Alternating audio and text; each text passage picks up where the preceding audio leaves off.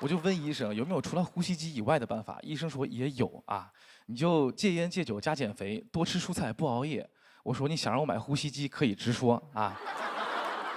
多让我戒烟戒酒加减肥，多吃蔬菜不熬夜，人倒是挺健康，青春猝死了，我爷青猝了我。